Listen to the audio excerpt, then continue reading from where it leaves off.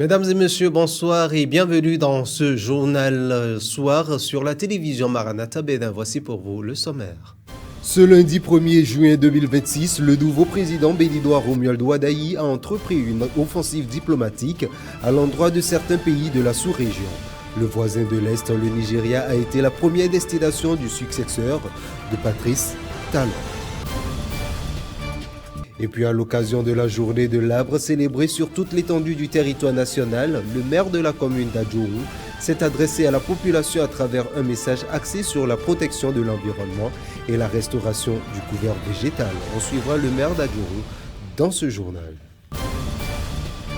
Et en interactualité au Nigeria, des enseignants en grève après l'enlèvement de nombreux professeurs et élèves dans le sud. Ce lundi 1er juin 2026, une grève générale a été lancée dans les établissements primaires et secondaires de cet État à l'appel du syndicat des enseignants du Nigeria pour protester contre l'insécurité et demande le sauvetage des concernés. Nous savons que quiconque est né de Dieu ne pêche point, mais celui qui est né de Dieu se garde lui-même et le malin ne le touche pas. 1 Jean 5, verset 18. À toutes et à tous, bonsoir et à nouveau bienvenue dans cette édition. Nous démarrons donc cette actualité ou cette session d'information par cette actualité politique. Ce lundi 1er juin 2026, le nouveau président béninois Romuald Wadayi a entrepris une offensive diplomatique à l'endroit de certains de la sous-région, certains pays de la sous-région. Le géant voisin de l'Est, le Nigeria, a été le premier ou la première destination du successeur de Patrice Talon.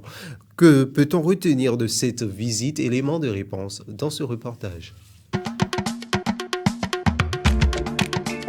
Un déplacement à forte portée diplomatique pour le président de la République. En choisissant le Nigeria pour sa première visite bilatérale depuis son investiture, Romuald Wadayi envoie un signal clair sur la place qu'occupe Abuja dans la politique extérieure du Bénin. Entre le Bénin et le Nigeria, les relations sont anciennes, profondes et structurantes. Deux pays voisins liés par l'histoire, la géographie, les affinités culturelles, mais aussi par une interéconomique majeure. Le Nigeria représente pour Cotonou un acteur incontournable dans les dynamiques d'intégration et de développement sous-régional. Au cœur des échanges entre les deux chefs d'État, plusieurs dossiers stratégiques dont le renforcement de la coopération économique, la fluidité des échanges commerciaux, la mobilité des personnes et des biens, ainsi que les enjeux de sécurité régionale dans un contexte ouest-africain marqué par des défis persistants. Cette rencontre offre également l'occasion de revisiter le mécanisme de coopération bilatérale, d'explorer de nouvelles opérations de partenariat et de consolider les convergences entre Cotonou et Abuja sur les grandes questions régionales et continentales. Au-delà du protocole diplomatique, cette visite pourrait bien donner le ton de la nouvelle orientation diplomatique béninoise. Un devoir assumé dans le voisinage stratégique avec le Nigeria comme partenaire clé d'une ambition régionale renouvelée. Après le Nigeria, le président de la République, Romuald Wadayi, s'est rendu au Niger et après le Niger, il se rendra donc au Burkina Faso. Nous suivons donc de près ces informations et nous y reviendrons dans nos prochaines éditions. Le top a été donc donné ce lundi matin, 1er juin 2026, pour les épreuves du certificat d'études primaires session 2026 au centre de composition Siké Nord. Le lancement s'est déroulé dans une ambiance studieuse sous le regard des autorités administratives et éducatives. Statistiques de centre, organisation des épreuves et recommandations aux candidats, parents et aux surveillants ont également été donnés. Les détails avec Félicité Bouton et Amik Ben. L'examen du certificat d'études primaires CEP session de juin 2026 a démarré ce lundi 1er juin 2026 partout au Bénin. Sur le plan national, 286 995 candidats sont inscrits, dont 148 424 garçons et 138 571 filles répartis dans 860 centres de composition.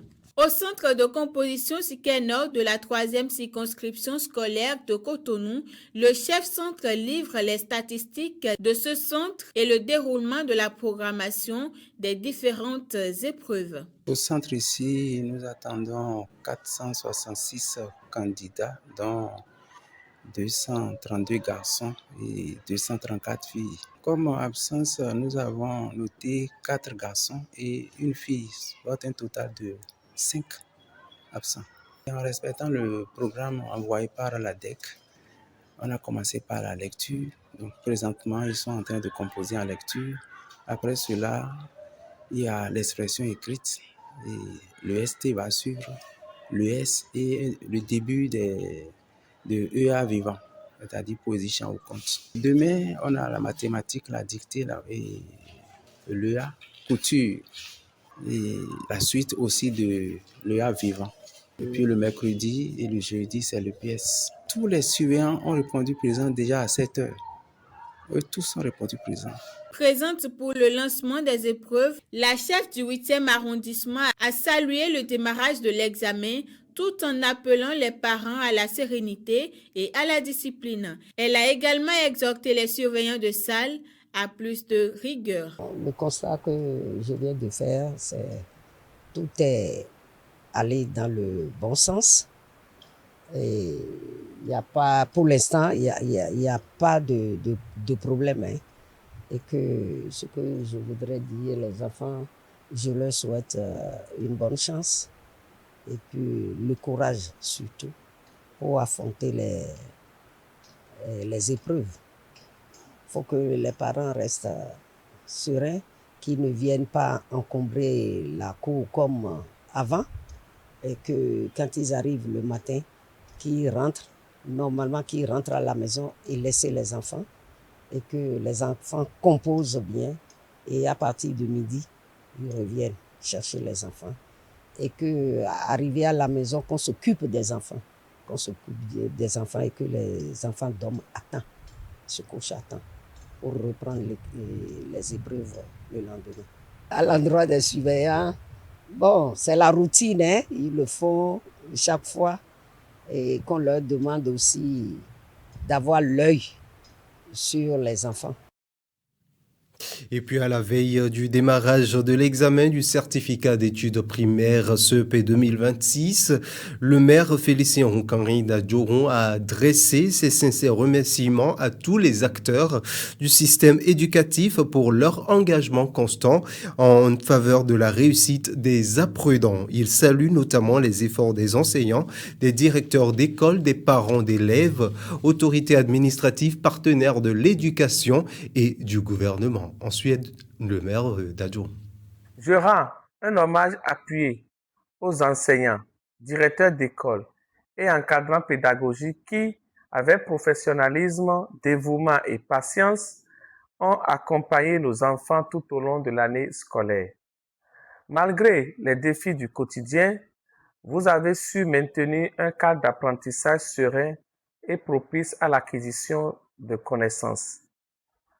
J'exprime également ma profonde gratitude aux parents d'élèves qui, par leur accompagnement constant, leurs conseils et leurs nombreux sacrifices, ont contribué à créer les conditions favorables à la réussite de leurs enfants. Je tiens aussi à saluer les efforts du gouvernement du Bénin ainsi que ceux du ministère des enseignements maternels et primaires pour les nombreuses actions entreprises en faveur de l'amélioration des conditions d'apprentissage et du renforcement de la qualité de nos systèmes éducatifs. L'année scolaire qui s'achève s'est déroulée dans un climat globalement apaisé grâce à la responsabilité de tous les acteurs. Avant donc le démarrage des examens nationaux, Firmin Bamiboche, pasteur adjoint de l'église ETEC de Guedjromende, a adressé un message d'encouragement et d'orientation spirituelle aux candidats.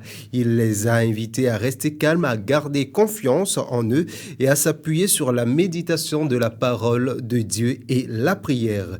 Il a pour finir prié pour l'ensemble des candidats, leur souhaitant ainsi l'assistance divine durant les épreuves. Tout candidat qui va à l'examen ne doit pas négliger la prière. La prière est une arme efficace pour tout candidat pour bien préparer son examen. La Bible dit, recommande ton sort à l'Éternel, mets en lui ta confiance et il agira. Donc, ce n'est qu'à travers la prière qu'il peut recommander du moins son examen dans les mains de l'Éternel. Donc, il doit prier. Il doit trouver un créneau pour méditer la parole de Dieu. Parce que la parole de Dieu nous dit, dans le livre de Josué chapitre 1, le verset 8, que ce livre de la loi ne s'éloigne point de toi. Médite-le jour et nuit. En méditant, il dit, tu réussiras dans toutes tes entreprises. Donc, en réalité, en tant que candidat, il y a deux choses essentielles à faire, la prière, la méditation de la parole de Dieu et la vie de sanctification. Que le Seigneur soit leur guide, que la lumière du Saint-Esprit les éclaire pour que ce qu'ils apprennent, qu'ils arrivent à les rendre sur la copie au temps opportun et que le Seigneur les assiste. Au nom de Jésus-Christ de Nazareth. Hier, lundi 1er juin 2026, c'était la journée mondiale de l'arbre. À l'occasion donc de cette journée célébrée sur toute l'étendue du territoire national, le maire de la commune d'Adjoron s'est adressé à la population à travers un message axé sur la protection de l'environnement et la restauration du couvert végétal. Il a rappelé l'importance de l'arbre dans la lutte contre les effets du changement climatique et a annoncé des actions locales de sensibilisation de plantation d'arbres placés sous le thème enfants ambassadeurs des forêts engagés pour un Bénin verdoyant. Cette édition de la journée de l'arbre met donc l'accent sur l'implication des enfants comme relais de sensibilisation pour un cadre de vie plus durable. Nous sommes consacrés cette année autour du thème enfants ambassadeurs des forêts engagés pour un Bénin verdoyant. Et nous savons tous que le nouveau régime du président Romuald Wadayi veut faire du Bénin et de ces villes, des villes de splendeur, des villages de splendeur. Et nous ne saurions être une commune de splendeur, un village de splendeur sans les arbres. Et la commune d'Adjoron se veut être une commune verte où l'environnement est attrayant, où le cadre de vie attire et conforte ces populations. Et c'est pour ça que nous nous inscrivons entièrement dans les activités de reboisement, de la lutte contre la déforestation. Et à partir de cette année, nous allons faire du reboisement l'un de nos piliers pour que dans chaque village de la commune d'Adjoron, nous ayons des arbres à portée de main, nous ayons de l'ombrage naturel, nous ayons toutes sortes d'espèces pour que et nos enfants et nos populations puissent vivre dans un cadre agréable et durable.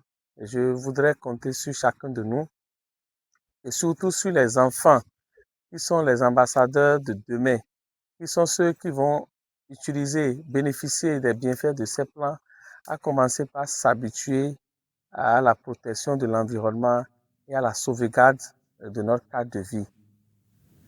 Hors de nos frontières béninoises, à présent au Nigeria, les recherches se poursuivent après l'enlèvement de 39 élèves et 7 enseignants dans l'état d'Oyo.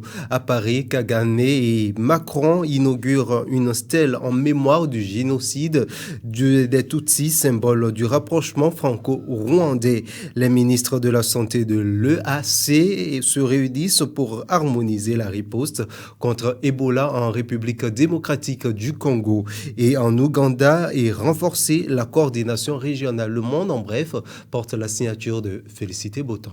L'inquiétude grandit après l'enlèvement de 39 enfants et 7 enseignants dans 2 écoles de l'État d'Oyo au sud du pays.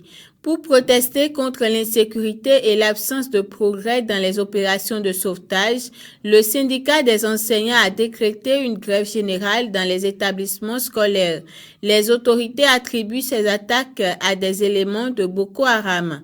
Le président nigérien Bola Tinubu a annoncé le recrutement de 1000 gardes forestiers, la mise en place d'une cellule spéciale d'investigation et l'envoi d'une délégation gouvernementale de haut niveau pour accélérer les recherches des otages. Le président rwandais Paul Kagame est attendu ce mardi 2 juin à Paris pour inaugurer, aux côtés du président français Emmanuel Macron, une double stèle en hommage aux victimes du génocide des Tutsis de 1994.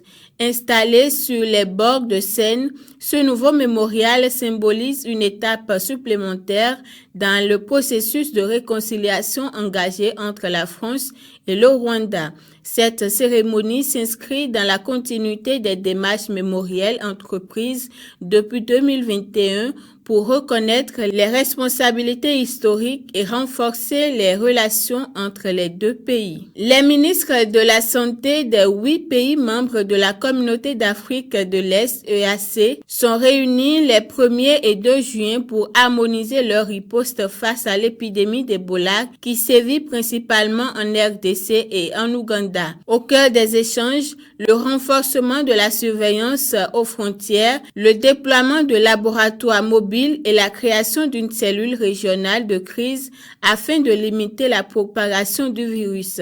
Cette rencontre intervient toutefois plus de 2 semaines après la déclaration officielle de l'épidémie, suscitant des interrogations sur la réactivité de l'organisation régionale. Des critiques rejetées par les autorités sanitaires qui assurent que des mécanismes de coordination et de concertation entre pays concernés étaient déjà en cours depuis plusieurs semaines. Voilà donc qui vient refermer ce journal du soir, mesdames et messieurs. Merci de nous avoir suivis. Vous le savez, vous pouvez retrouver l'ensemble de nos éditions en langue comme en français sur nos canaux digitaux, YouTube, Facebook, TikTok, Instagram et X. C'est vous qui avez donc la TNT chez vous. Captez-nous sur le canal 12. Vous qui n'en avez pas, procurez-vous-en et faites la même chose. Suivez donc juste après moi ou derrière moi à 20h votre programme d'enseignement avec Joyce Meyer sur le thème « Grandir votre foi » et à 21h votre film « Sacrilège ». Portez-vous bien, bonsoir chez vous et que Dieu vous bénisse.